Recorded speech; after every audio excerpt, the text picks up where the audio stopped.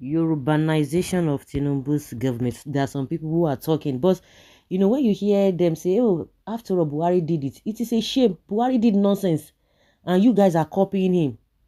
The nepotism and the nonsense. He said it is going to continue from where Buhari stops.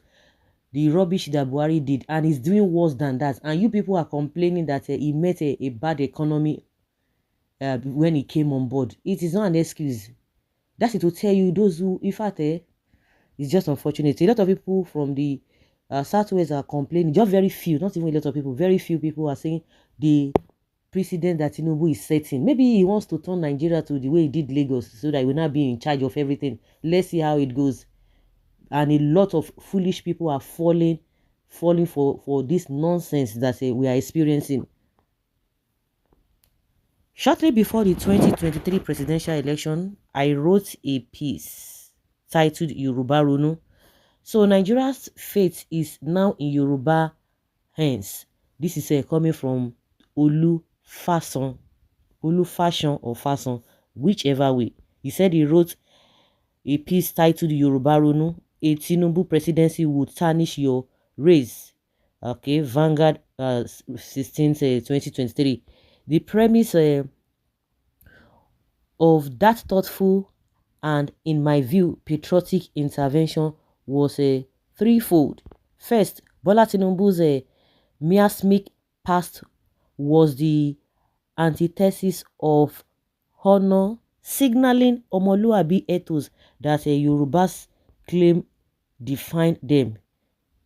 His self-serving and feudalistic politics was entirely at odds with the Omoluabi core values. Second, Tinubu staked his presidential bid on Emi it is my turn, but also on Yoruba Lokon, it is Yoruba's turn. And meanwhile, this unserious fellow that calls himself, what's his name? This Okupe, trying to change the narratives, trying to say, oh, Peter Obi is insulting the Yoruba people. So this man now, what do you have to say? This kind of man now, they will not go near. They will not go near and challenge him for writing this piece.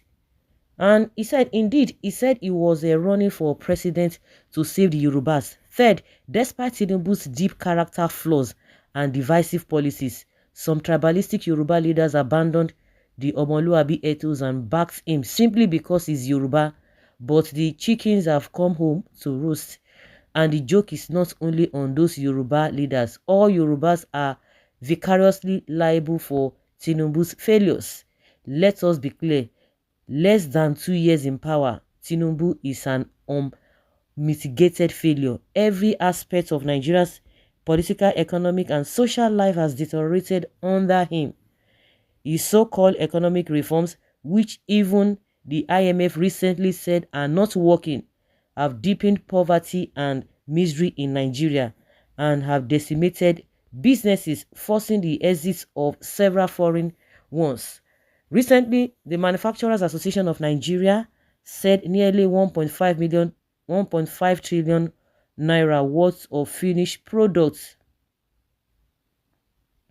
were unsold in the first half of this year, a 375.6% increase from the first half of 2023 due to the precipitous decline of consumer purchasing power amid acute policy-driven inflation and cost of living crisis. But leaving aside Tinubu's policies blunders, another disturbing fact is that his government is entrenching state capture, utterly unconstrained by conflicts of interest. When former President Olusegun Obasanjo recently raised concerns about the state capture, the presidency responded as it always does, with abuse and insult. And they are the ones that will first say, yeah, obedient, they know how to abuse people. See them now. And it's even the one, when they will not come, they are, like I've always said, the rubbish and nonsense they do, they will turn around and be pointing it to others that they are the ones doing it. You, in the first instance, you dare the status quo by going with a Muslim ticket. Now you are appointing almost the majority, even more than the nonsense that Buhari did.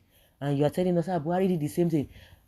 Obasanjo challenged you. The reason why Obasanjo is always thriving is that, of course, when he was there, people were criticizing him. So you expect him not to, because he did one or two things, you want him not to criticize you because he's sure of himself. And Obasanjo is always trending and gaining this relevance just because he's always saying what people are saying. So what Obasanjo is saying is not even different from, it's just exactly what an average Nigerian is saying, or those things that are on the lips of an average Nigerian man on the street. So it resonates with people. So he doesn't even say anything that is different from what is on ground. When he was there, he was being criticized. So because he was in government too, so he does not have the right. He's not a coward. Obasanjo is not that kind of person. If you like, he will say what you are doing, because they always say that he doesn't see anything good about other people. Not that he doesn't see anything good. What is wrong is what he's always talk about. Yes, the presidency responded as it always does, with abuse and insult. Yes, truth be told, state capture, something Tinubu was reputed for in Lagos, both as governor and as godfather, has become a defining feature of his presidency. The subject is so important that it deserves a column of its own. So let us leave that for another day. My focus here is another very important matter: Tinubu's deliberate mismanagement of Nigeria's diversity and utter disregard for the norms of equity, justice, and fairness that must underpin Nigeria's unity and stability. Tinubu ran for president by ruthlessly deploying the wedge issues of religion and ethnicity, and in power, he doesn't even only run the first Muslim or same-faith civilian presidency in Nigeria, but he also runs the most ethnicized government, Yorubanized as it's called. Tinubu famously said in an interview with this day newspaper during the Abacha era, he said, "I don't believe in one Nigeria." Well, one must wonder whether deep down Tinubu now does, beyond fulfilling a self-interested ambition to rule the country.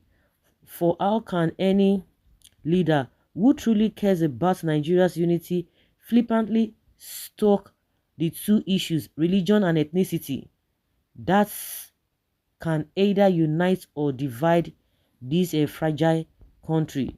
The Muslim presidency condemns Christianity to an inferior status by suggesting that no Christian is good enough to be vice president to a Muslim president in a country where Christians and Muslims each make up about half of the population.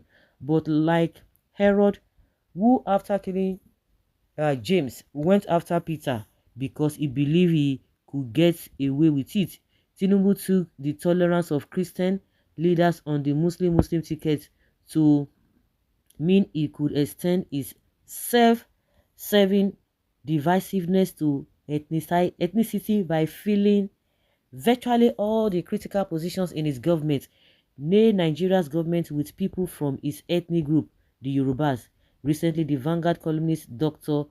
Ugoji Egbojo called out the utter perversity of the Yorubanization of Tinubu's government in a column titled "Is Tinubu Settling Scores?" He pointed out rightly that virtually all the great offices of state are occupied by Yorubas. Take the economic offices: a Yoruba is the CBN governor, Minister of Finance, Coordinating Minister of the Economic, Minister of Blue Economy, Minister of Digital Economy, Minister of Solid Minerals, Minister of Trade, Industries and Investment, Minister of Petroleum, Tinubu himself, Head of Bank of Industries, Head of the Federal Inland Revenue Service, FIRS. In these security fields, a Yoruba is the Chief of Army Staff, Inspector General of Police, Head of DSS, Head of Immigration, and Head of Customs. Indeed, a Yoruba is Tinubu's Chief Protocol Officer, ADC, Chief Security Officer, and Commander of Brigade and Guards. Of course, a Yoruba is the Attorney General and Minister of Justice and Head of EFCC, not to mention the justice of the federation. And they say, oh, Buhari did like that. You must be, you people that are saying that you must be high on something. Shame on you. That means Buhari is even better than you, because you be saying that, oh, and you be talking about, you are not a ethnic bigot. You people are not by ethnic bigots. You accommodate others. That is the nonsense they always say. They accommodate others. Mm. Well, every conscionable Yoruba must be appalled by the utterly Yorubanized appointment. To its credit, that is why they don't like Obasanjo now, because Obasanjo did not give them that nonsense, and that's why Obasanjo is still the best. No matter what people say, people can still go back and look at everybody's scorecard. Yes, every Yoruba must be appalled by the utterly Yorubanized appointment. To its credit, Afenifere, led by Chief Ayo Adebanjo, condemned Tinubu's outrageously lopsided appointments, describing them as a threat to age-long internal ethnic relationship and peaceful coexistence in Nigeria. However, Chief Ruben Fashoranti and Olufalaye, who led a faction that supported Tinubu's presidency bid, have remained silent. Remember that Fashoranti had in a letter resigned and retired as Afenifere leader, but came out of the woodwork to reclaim the leadership and endorse Tinubu. Chief Falaye said, how can a nation or a national leader go against candidates that hail from his part of the country? Put simply, they base their stance on a Yoruba saying that ọmọ ẹni kì í ṣèdí bẹ̀bẹ̀rẹ̀ ká fi ilẹ̀kẹ̀ sí di ọmọ ẹlòmíì, meaning that even if your child's bottom is unfit, you won't even put beads in the bottom of someone else's child. But endorsing your child to run a country of 230 million people and 370 ethnicities, despite his deep character flaws and integrity deficits, undermines the Omoluabi ethos. During the campaign, Tinubu told the Yoruba he was running for their sakes. This election, he said, this election is yours. You will use it to liberate yourselves. He said, adding, they want to turn us into slaves. We are not slaves. The day was the north, but in power, Tinubu's policies have turned ordinary Yorubas into economic slaves while enriching its Yoruba cronies. Yet, the Yorubas cannot even escape vicarious blame for Tinubu's failure. By putting Nigeria's economy and security entirely in Yoruba land, Tinubu is saying the Yorubas are a superior race. If he fails, as current trends indicate, the Yorubas will be tarred with the same brush. It's even going to go beyond that. They've created a everlasting thing that cannot even make them trust them. After, they will not be telling you that you cannot trust an Igbo man. So what happens now? No, tell us what has happened. Under Buhari, it was a Fulanization. Let them improve the economy and not just occupy seats. Nepotism is good, but that is just the best Nigeria politics is able to offer until the norms change, even from its master.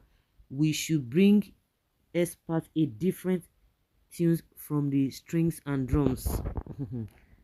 And under 1 year of his tribalistic government, they destroyed Nigeria beyond repair. Car battery 85,000 naira, mobile oil to service a car from 5,000 to 20,000 naira. If he said it's urbanization, he is right. Under Buhari, he appointed all northerners,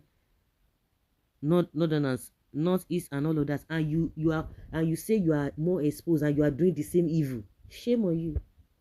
For you to be saying, after all, Buhari did it, and you were complaining that so it's not the best now. Is that how it ought to be? And we will say we are running a government in this 2024 at this age and time. Somebody did bad thing. If Buhari could do that, Buhari, who is not exposed, who is not enlightened, who is not well read, did that thing. You too, you said you will be categorizing yourself that you know better, and you are in this mess. Is unfortunate. Well, like they always say, a word is not for the wise.